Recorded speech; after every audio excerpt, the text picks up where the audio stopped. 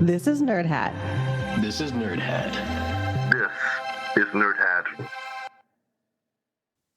Nerds. Nerd Hatters. Oh. Assorted nerd persons.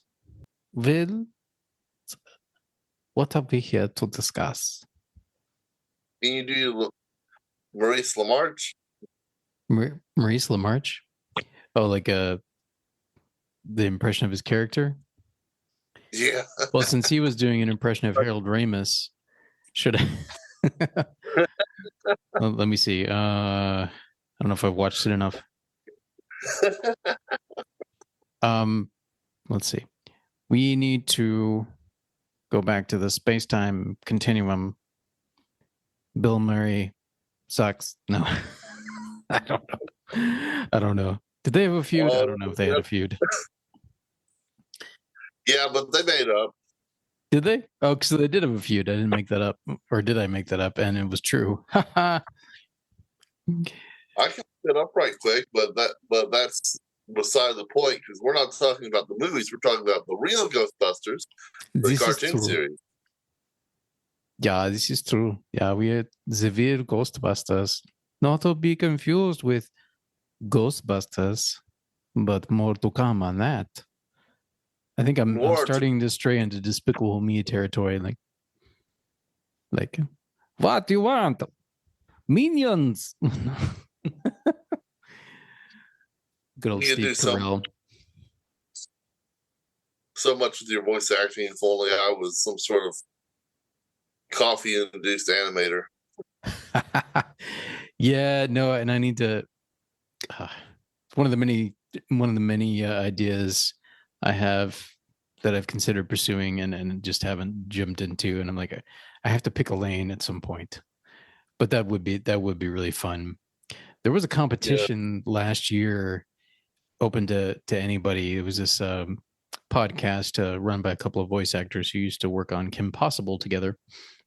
Oh wow! The two main characters, I think, and they were doing a competition, and I thought about entering, but I was like, it was like a tournament style competition. I was like, I doubt that I'll make it very far, but I considered entering.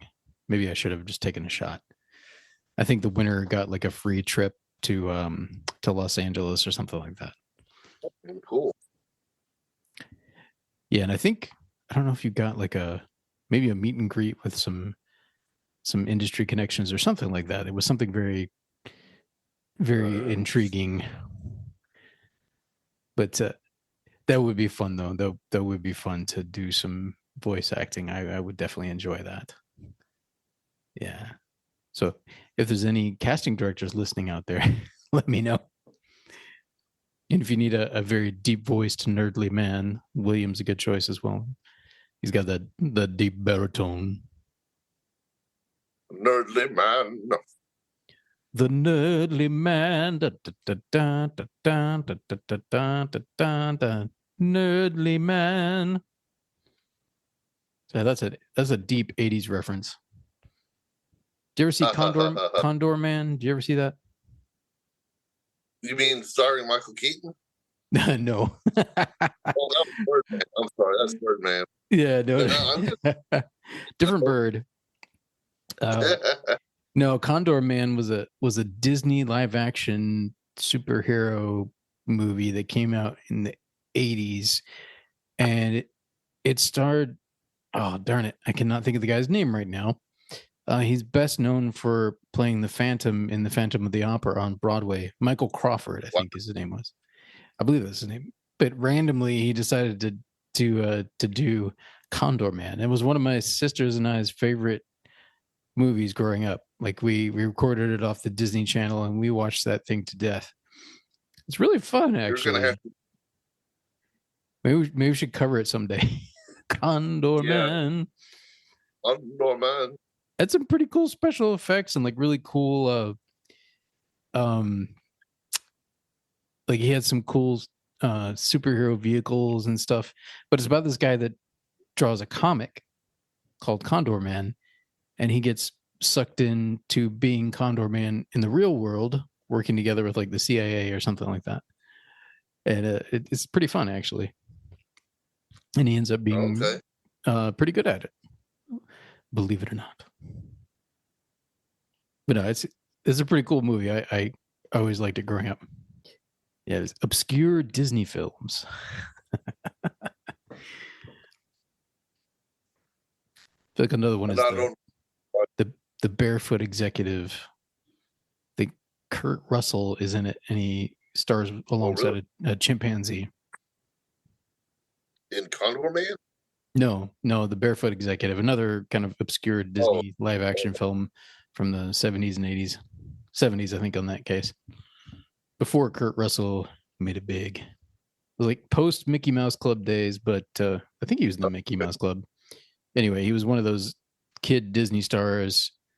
And he was still doing some Disney movies into his early 20s and eventually broke free from that, like most Disney kids do. And then he shows up in The Thing in 1981.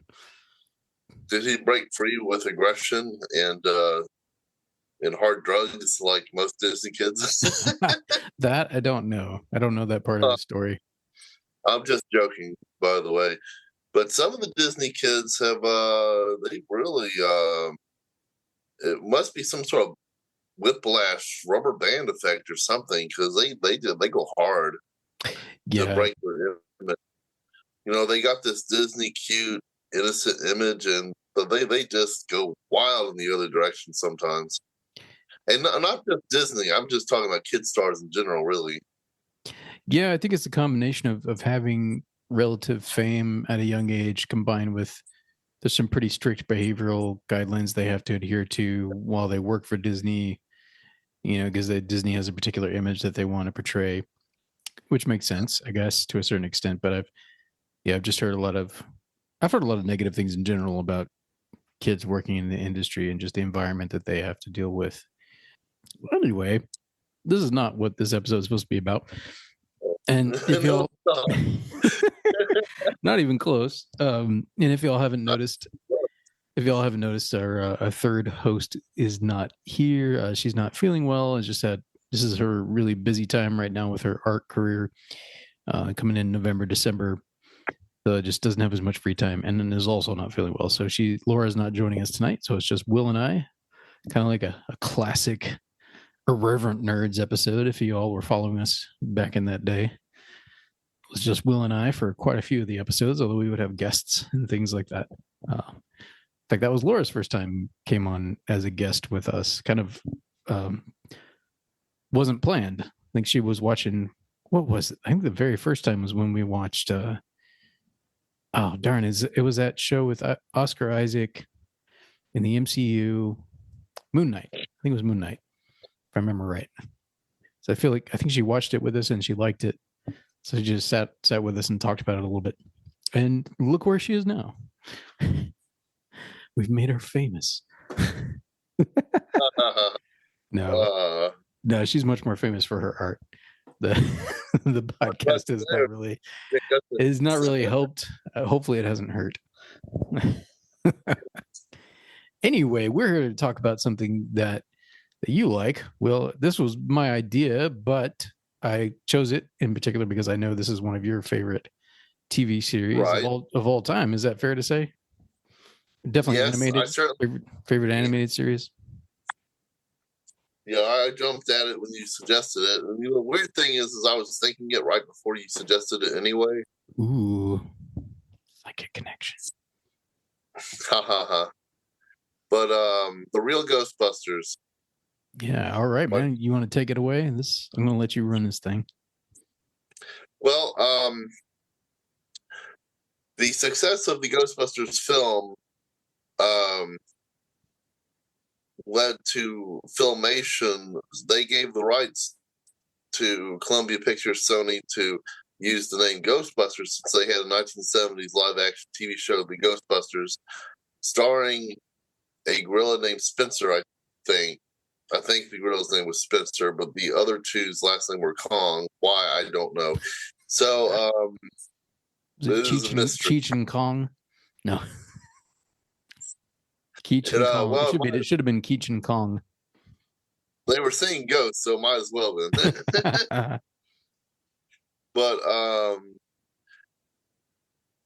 Maybe that was a part of the joke. The monkey was the only one Not named Kong. Yeah, probably. It's like, and here's our sentient ape, Stanley. No, or whatever. but, Spencer. Is that? Did you say his name was Spencer? Stanley. Spencer, I think.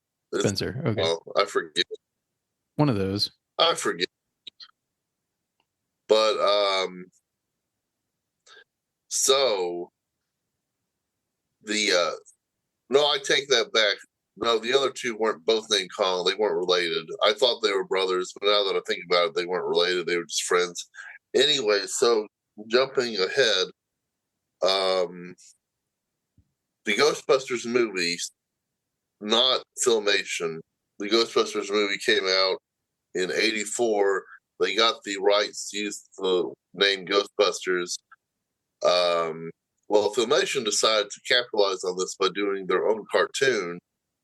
And believe it or not, if the information that I have received is correct, the Real Ghostbusters would not even exist if Filmation had not decided to make a cartoon and a toy line for their version of Ghostbusters, starring the gorilla Spencer, whatever its name is, plus the sons of the original two Ghostbusting men from the 70s live action show.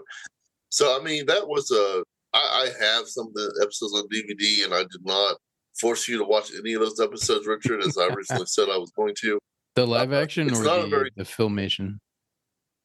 The Filmation cartoon. The cartoon, okay. The theme song is hopping.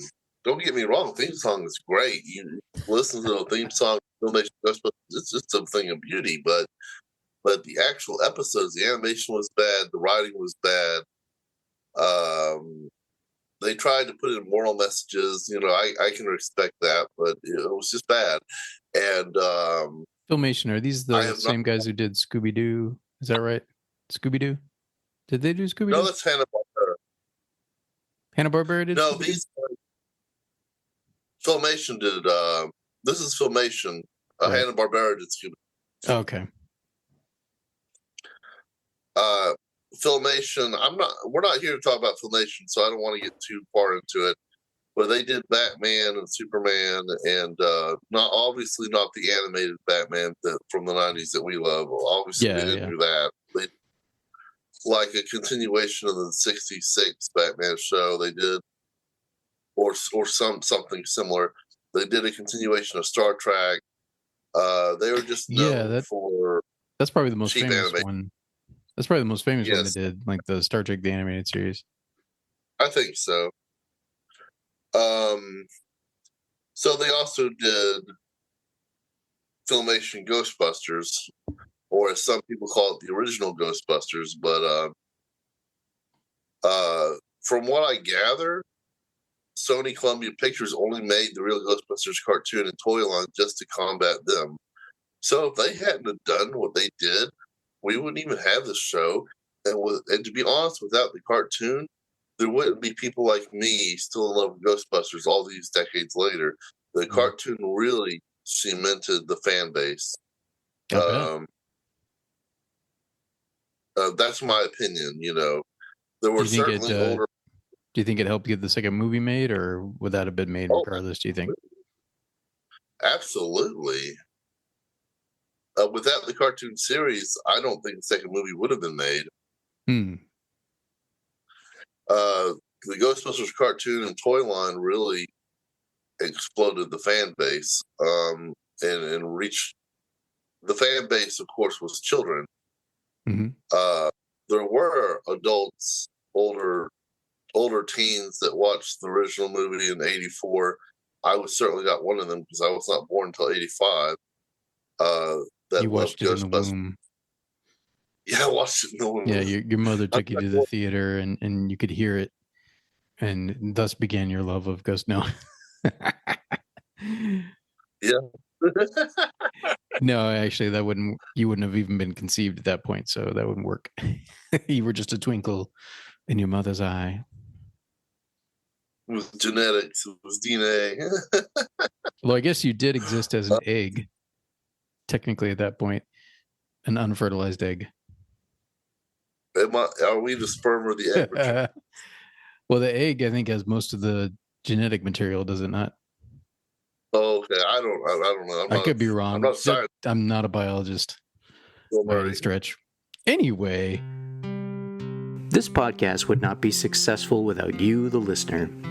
We are grateful for every download, comment, follow, and rating. While our main episodes will always be free, we do have some basic costs like hosting fees, marketing, and of course, the recording equipment and software we use. Would you consider supporting us with a monthly donation of $3, $5, $8, or $10? Just follow the link in the show notes or on our link tree to become a supporter now. Thank you so much, nerds. Now back to your regularly scheduled programming.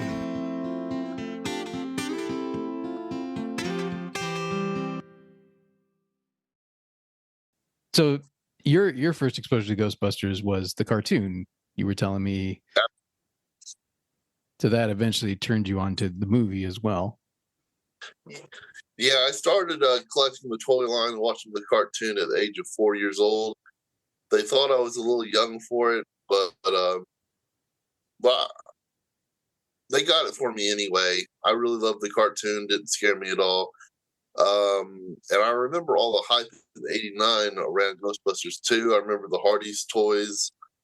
I remember the little Coca-Cola Ghost in a Can, Do Not Open. I remember a bunch of that stuff, and still have some of the memorabilia from Ghostbusters 2, but some of which I had to recollect because, like the coloring book, I had to recollect that because my copy was long gone from my childhood. I had was it Now or Marvel? I think it was Now Comics, the Real Ghostbusters starring in Ghostbusters 2. I had some of those issues. Mm-hmm. So yeah, I was totally there for Ghostbusters 2, even though my parents wouldn't let me watch Ghostbusters 2 in theaters because they thought it would be too scary for me. Yeah, I was all there for it. I have those memories. But yeah, the Real Ghostbusters is near and dear to my heart. So we watched season 1. We didn't finish season 1, but we watched a few select episodes. Do you remember the episodes we watched, Richard? I wrote a couple of them down. I know we covered the Christmas episode where they go through a time slip. And let me see. I don't think I wrote all of them down, but we watched a few Starzinski episodes. Yeah, the first one we did was Citizen Ghost.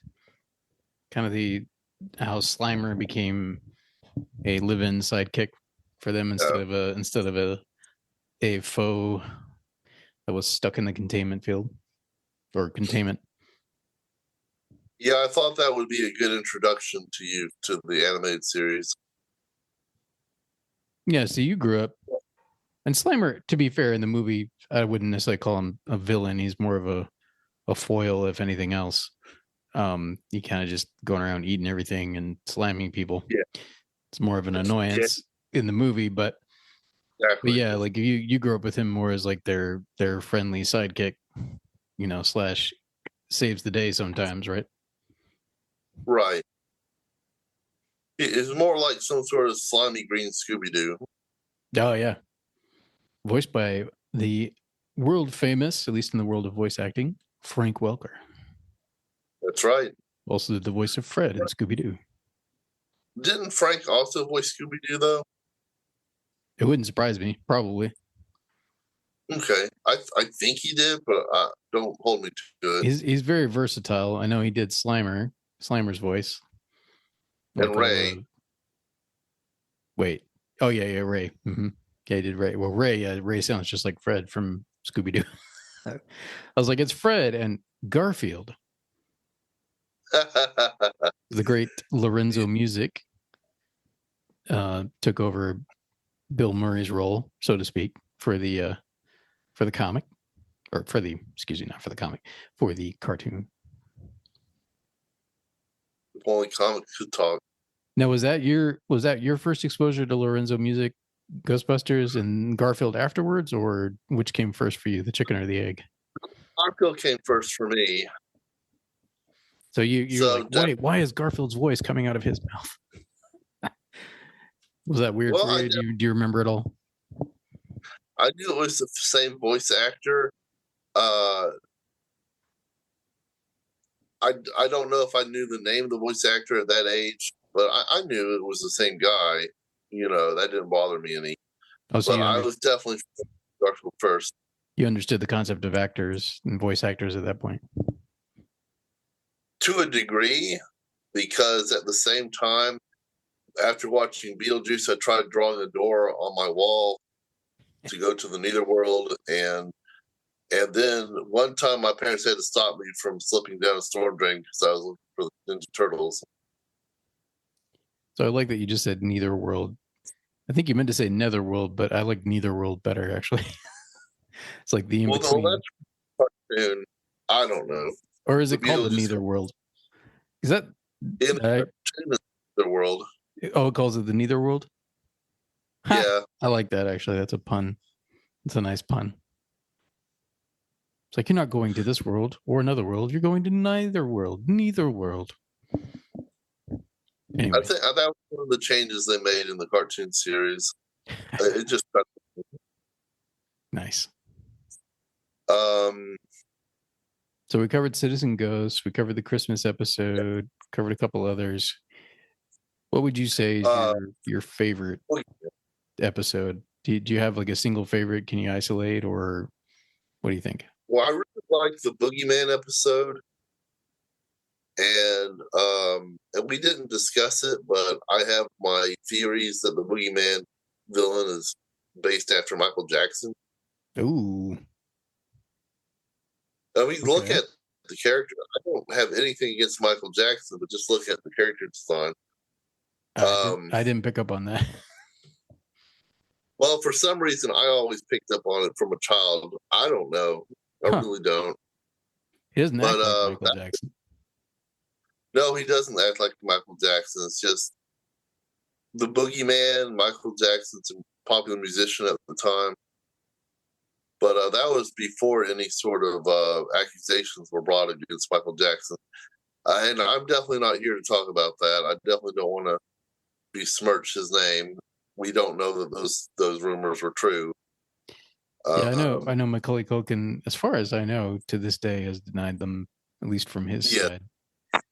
Yes. I'm sure he doesn't purport to speak for any of the other kids who may or may not have been harassed or abused, allegedly. Again, I don't know any of the details, and it's not like he's going to be posthumously convicted of anything at this point. But yeah, I wouldn't want to say anything untrue.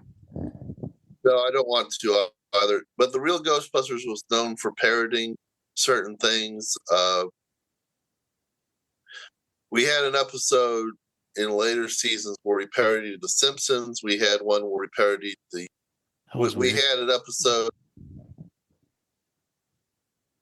We had an episode where we parodied the Ninja Turtles. If the Boogeyman is a parody of Michael Jackson, it was not done in hate. It was just a parody. Like I said, this was done well before any accusations were brought up against MJ. But I just thought that was a fun likeness possibility. I don't want to say anything bad about MJ. Looked like a giant pale donkey head to me, and he had like hooves and stuff too. Yeah, I did not pick up on that at all. Maybe that's just me then. Maybe that's just me. Like if he had suddenly done the moonwalk and been like, hee hee, then maybe. Yeah, you're right. You're right. Maybe it wasn't a parody. I thought it was. Maybe it wasn't. Well, let's move on from that. So anyway, the Boogeyman was one of your favorite episodes, and I can see why. It's a pretty cool episode, actually. And they go into his world, the Boogeyman world, universe, whatever, world between worlds. That was pretty interesting. Anyway, so I also like Call of Cthulhu. We didn't watch that one, but I like that episode. I like the episode Ragnarok and Roll. That's another episode we didn't watch together.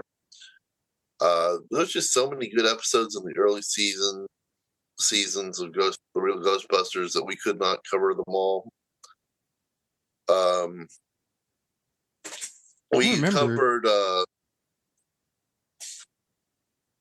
was just gonna say, I think I remember seeing one or two episodes, definitely seeing advertisements, and maybe one of those, like, you go flip through the channels and you see it, or it comes on after a show you're currently watching.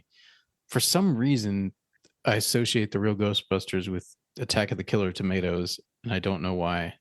Do you remember that show, Attack of the Killer Tomatoes? Yeah, what's that? Yeah, I don't know if one came on after the other or what, but for some reason those two are associated in my mind. Maybe they did a crossover at some. Did they do a crossover at some point with Killer Tomatoes? No. Okay. Maybe they were done by the same animation studio. I don't know. Could be. Deke was making quite a few things. Weren't they involved in Simpsons as well, if I'm not mistaken? Deke? I don't think so. No. I was trying to think. I know Gracie Film. They did Inspector Gadget. Deke did. Yeah. Dun, dun, dun, dun, dun. Different animation studio, I think. But yeah, could be wrong. Just Inspector Gadget has such a different art style than Real Ghostbusters, but I don't know. So I wish I could remember what the animation studio is that did the Real Ghostbusters, but I believe it was a Japanese studio. I'm on the Wikipedia now. Well, it's not saying. That's okay. That's okay. One of the producers is a Japanese man, Tetsuo Katayama. And I want to say that he's connected with the Japanese side of things. But anyway, so there were 140 episodes of the Real Ghostbusters, and we did not cover anywhere near that amount of episodes. What did you think of Citizen Ghost? I liked it, I think. Yeah, it was nice seeing the characters. I'm pretty sure I've seen some episodes when I was a kid. It's definitely familiar to me. But yeah, it was nice seeing the characters in animation. I thought they did a pretty good job capturing kind of the spirit of the movie itself. I think if you're going to have a ghost sidekick, Slimer definitely makes sense. And, yeah, he's kind of more of just a friendly annoyance in the well, I don't know if friendly is the right word, but he's a hungry annoyance in the movie. But he probably looks the least threatening of the majority of the ghosts, with the exception of the Stay Puft Marshmallow Man, who's only threatening because of his size, I feel like, and maybe his tenacity. Now, the Stay Puft Marshmallow Man was turned into a good ghost in the cartoon as well. Was he? Yeah, it's a little bit different in continuity, because in the movie, Stay Puft was actually Gozer, turned into the Stay Puft Marshmallow Man, just using that form. Right. But in the cartoon, Stay Puft is kind of this dumb airhead mascot ghost. He's kind of, except for his huge size, he's pretty harmless. I wanted to show you that episode. The episode, let me see if I can find the title of the episode, but I wanted to play that one for you, but we just didn't have time. I think it was called Revenge of Murray the Mantis. I think that was the name of the episode. There are just so many episodes. I'm scrolling on the Wikipedia now, and I'm just not finding it. But anyway, we also watched When Halloween Was Forever. If I got the title of that episode correct. Yeah. With Sam Hain. Yeah. Although the writer says it's supposed to be Samhain, but in the episode they definitely pronounced it Sam Hain. Like, so that, I don't know if that was a mistake on the actor's part or what. But according to the writer, it's Samhain. It's spelled Sam Hain. I think it's only my guess that when he turned the script in, nobody understood that how it was pronounced. They just read it off. Yeah, he probably didn't do a pronunciation guide for it. This is or probably Gaelic, probably a Gaelic word originally. Yeah, I would imagine. Sawain.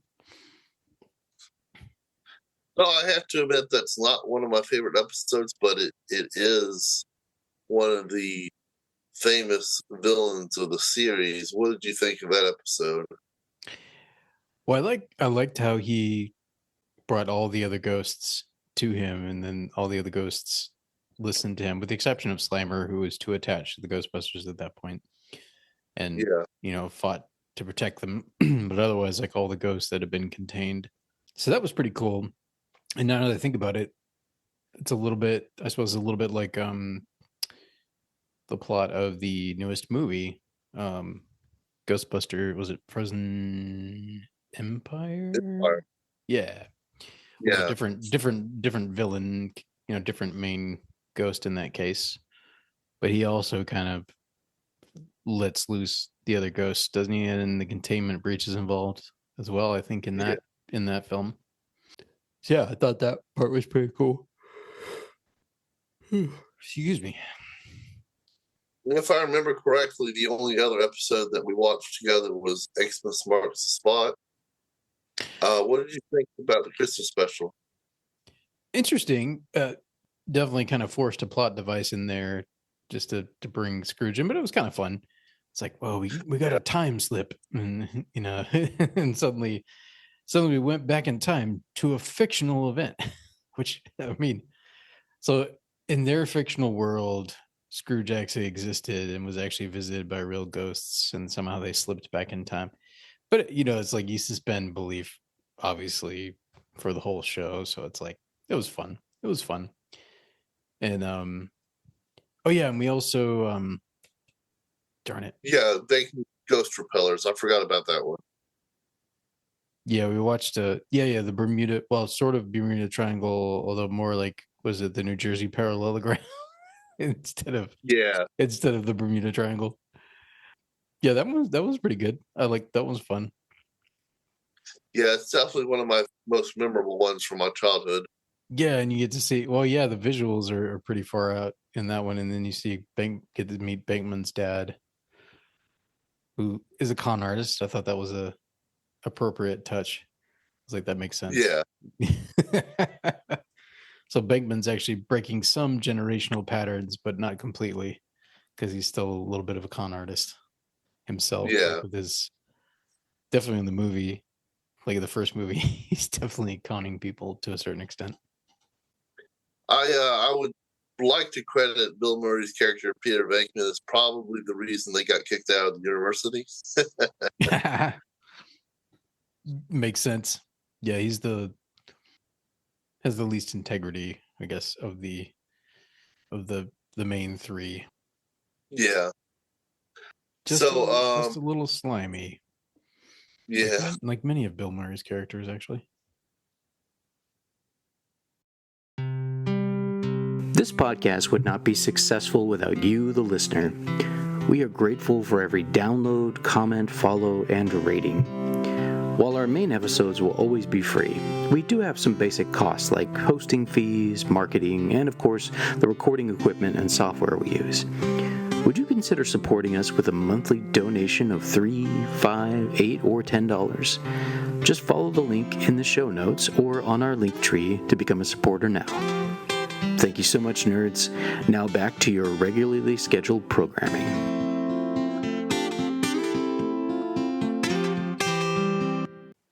Hey, Nerd Hatters, we're back. We were unceremoniously interrupted because Will and I weren't looking at the clock on our Zoom meeting. So we are back to finish up this topic. So, Real Ghostbusters. So I don't really think there's much more to talk about. I think we covered the episodes that we watched.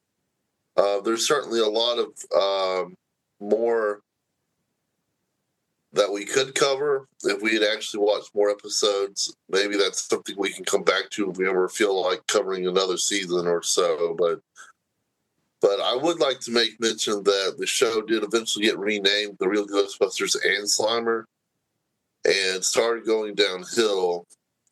And that's something we can talk about if we come back to review some later episodes, some later seasons. But you ghost heads out there already know all about it. The top brass decided to bring in a company to make changes to the series to make it more child friendly. They almost cut Ray Stan's character completely out. They messed up Janine's character by making her a mother figure. They said the triangle glasses were too scary for children, so they gave her round glasses. I know. She looks like a young spinster. We got to make her look like an old spinster. It's just crazy stuff. Michael Starzinski, I think he rebelled and he quit, and they eventually begged him to come back when ratings were falling, but it was too late for the show. They had a few good episodes in the end there, but when he came back, I'm not saying the show was terrible. It's just many of us disagree with some of the decisions that were made, especially to the Janine character. Yeah, so the quality went down in the last couple seasons. Yeah, just a little bit. There were some Slimer segments that were very cartoony, very, very cartoony in the art style direction. We got Professor Dweeb and the cat chasing Slimer around. Slimer had his own episodes without the Ghostbusters. Because the powers that be assumed that Slimer was the main reason that the show was successful. Yes, so. He's just a side character. A little bit of comic relief, right? Yeah, it's just the show started out really strong because it was made for fans of the movie. Mm-hmm. It was made for older kids, but I don't know why they made decisions that they did. They were trying to save the show, and all they did was make it worse. The show didn't really need saving. It was good the way it was. That's just my opinion. And they did have a sequel series in '97 called The Extreme Ghostbusters, which continues the same continuity. And that series was darker. Maybe you and I can review that one day. It's not necessary, but maybe we could. But that's all you really need to know about The Real Ghostbusters. It was a great show. Michael Starzinski worked on it. It eventually did go downhill, and then there was a sequel series later. And he of later Babylon 5 fame. Was he the showrunner on Babylon 5 or just a writer or both? Or creator? The creator of Babylon 5. Okay. I thought he was. He also wrote Spider-Man for Marvel. Spider-Man? Yeah. Starzinski also wrote a bunch of Spider-Man. Oh, for the 90s cartoon? No, for the comic book. Oh, for the comic book. Oh, okay. Nice. Yeah. So firmly cemented in nerddom / Oh, yeah. The nerdverse. Yeah, and I don't know when that was recorded. I'm assuming when the DVDs really released around 2008 or 2009. But I was like, yeah, this guy looks like a nerdy writer. It's probably how I'll look when I'm like 55. Like balding and gray beard, still slightly heavyset, or still slightly overweight, but not, just a little extra to love. You know what I mean? Yeah, I just looked it up. Starzinski did create Babylon 5. Okay, nice. That is a show I have never caught up with. I remember it. It was around. It was like, I think I kind of looked at it like the poor man's Star Trek or something, and just never bothered to watch it over the years. But I think the only thing that caught the two things I knew the most about it were that Bruce Boxleitner was in it, who I knew from Tron and from Scarecrow and Mrs. King, which is an underrated 80s show.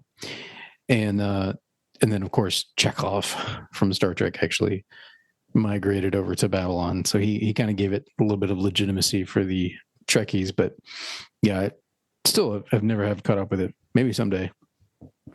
Right. There's too many damn things to watch now, though. It's just ridiculous how much content there is out there. My goodness. How do we ever pick anything? Well, Like, how do we ever pick anything to cover? There's just so much to cover. I think we rely on nostalgia for our podcasts anyway, but I just kind of shut down. I'm just like, there's too much to watch, too many video games to play. And instead of choosing one, I just don't do anything. Yeah, which might be for the better anyway. You know what I mean? Like, go read a book, but then there's like millions of books out there. So like, which damn book do you pick? Yeah, it's just so much information, so much content, so much entertainment. How do you weed through it all? Yeah, I do like shows. This is one of the reasons I like podcasts, actually, and this is why I like it when we occasionally cover something that's more obscure, is that we can give someone an introduction to it and let them decide for themselves if they want to spend any of their precious time on that realm of the arts, as it were. I'm thinking of like the that random French sci-fi animated movie we did last year, Le Maître de Tout, or whatever. Do you remember that one? About time. Yeah, the Masters of Time, Le Maître de Tout. No. That was a pretty cool film. Yeah, actually, it was better than I expected. Not that I knew what to expect exactly from French animation, because I hadn't seen much of it, if any. But anyway, the Real Ghostbusters is definitely more mainstream. I remember seeing advertisements a lot as a kid. I remember probably seeing the toys out and about. Don't think I ever had any of them. But yeah, for me, I want to say the first Ghostbusters movie I saw was Ghostbusters 2, actually. I remember it popping up on cable one day. I think I was at a family member's house or something, and it was just playing on cable. And I remember the bathtub scene with the ooze coming out, and then of course I remember the main villain, the giant painting. But yeah, I'm pretty sure I saw that before I saw the original Ghostbusters. Out of timeline order. So, are we ready to give our Nerd Hat reviews? Sure. Yeah, obviously yours will be more comprehensive, and I'm just basing it on the 4 or 5 episodes and the little bit of nostalgia that I have for it. But yeah, let's do it. What I'm assuming you've kind of rewatched this over and over again over the years, like so. But at this stage of your life, maybe we could do 2 things for you. What would you have rated it as a kid, and what do you rate it now? Oh, I don't know about that. As a kid, I'm kind of like Ray Stans. Not the movie Ray Stans, but the cartoon Ray Stans, or like Michelangelo the Turtle. I have ADHD. I get overexcited about things. You remember we watched The Amazing Spider-Man 2 when we came out of theaters, and that was the best Spider-Man movie I've ever seen. You looked at me like I was crazy. Like, what? So what? I'm going to just go ahead and say that I would have given it 5 Nerd Hats as a child. I'm not going to give it 500 Nerd Hats as an adult. It's not the best TV show in the world. I do like it a lot. I'm going to give it probably a 4 out of 5 Nerd Hats as my adult rating. But that's not based on the episodes we watched together. That's based on the entire series, or at least season 1, anyway. So I think it really stands up very well as one of the best written cartoons ever made. It did have some animation coloring mistakes and whatnot here and there, but it's a good show overall. It definitely doesn't talk down to the kids. It's a good sci-fi supernatural comedy show. What are your thoughts? I was thinking a similar rating, actually, and I'm kind of comparing it to its contemporaries, given that I grew up watching 80s and 90s cartoons. So I'm comparing it to other cartoons that I watched back in the day, and kind of what I would think of them now. Batman the Animated Series, I think, would be a 4.5 for me now. Still, like, it's still one of the best animated series of all time. Stands up against modern stuff too, in my opinion. The only thing that doesn't stand up is physics, and then how often. Although I know this is because the FCC wouldn't allow them to do it back then or whatever, but so many gunshots and no one ever gets shot. But other than that, like 4.5 for Batman. This one's not quite Batman TAS level, but it's solid. So I think 4 sounds pretty good, actually. I was thinking 4 as well, because I can tell the writing is better, and yeah, just even the few episodes that we saw, and that subject matter, like there's something about that was intriguing to me. Like, I think it's one of the reasons I like DuckTales back in the day, because it had some supernatural episodes. It had some delved into mythology and things like that. And I've always found that kind of stuff interesting. So I think that's another reason why. But yeah, and then the voice acting is fairly solid as well. Although it is a little weird hearing Fred and Garfield pop out of different faces. But yeah, I would say 4 nerd hats out of 5 for me. Okay, cool. Again, comparing it to 80s and 90s cartoons, then yeah, it definitely performs well in that world. I think so. I'd compare it to DuckTales, honestly. I'd probably give DuckTales a similar rating, like around 4 in terms of quality and writing. But yeah, Batman the Animated Series to me is the quintessential.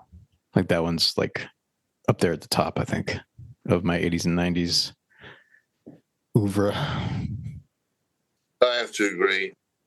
I was thinking of Batman the Animated Series when I gave my nerd hat rating for Real Ghostbusters.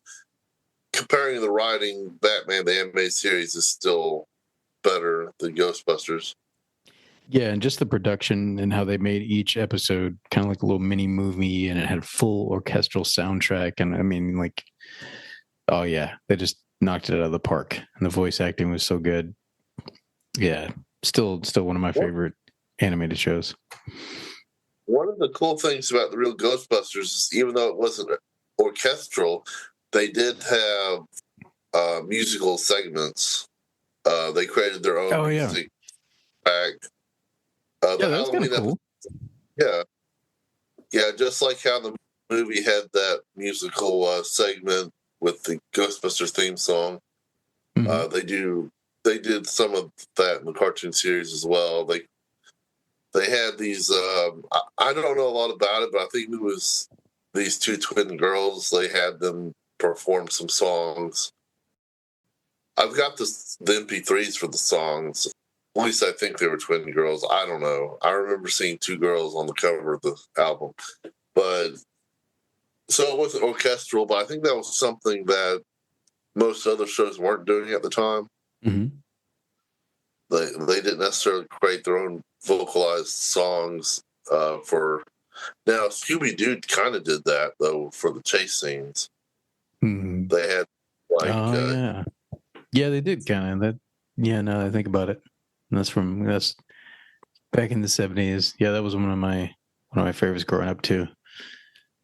Scooby-Doo. Like a good mystery. Anyway. Well, cool. Well, I'm glad we covered this. It wasn't necessarily on our list per se. Like, we didn't have not that we have an official list. But I was like, we haven't covered that yet, and I know Will loves it, so I'm glad we finally got around to covering the Real Ghostbusters. All right, Nerd Hatters, thanks for joining us for this episode and for putting up with boring Richard and Will. I know it's not quite as fun when Laura's not here. she for earlier. What's that? And my apologies again for earlier. We won't continue bringing it up, but the boogeyman thing. Oh. Yeah,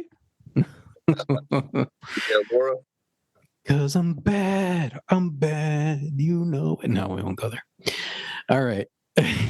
So we just have one more episode this season. We are going to wrap up with an episode, and the coming topic, this will be releasing on the 20th. The topic will be chosen by our very own Laura Morales Best. Yeah, she has an idea what she wants to talk about, not necessarily set in stone yet, but yeah, she's gonna pick something for us to talk about. This is gonna be a little bit different episode, but we'll finish up season 6 with that on November 20th. We're gonna take the month of December off, and we're gonna talk about future plans. Most likely, we will come back for season 7, but just in case we don't, make sure to check out the next episode. You never know; it could be the last. That's right. It could. Life happens. Life happens. Yeah. I know. We haven't discussed this yet, so I'm like in shock. There won't be but I feel like at the end of every season, it's always like, should the podcast continue? Should we keep doing this? And we keep going.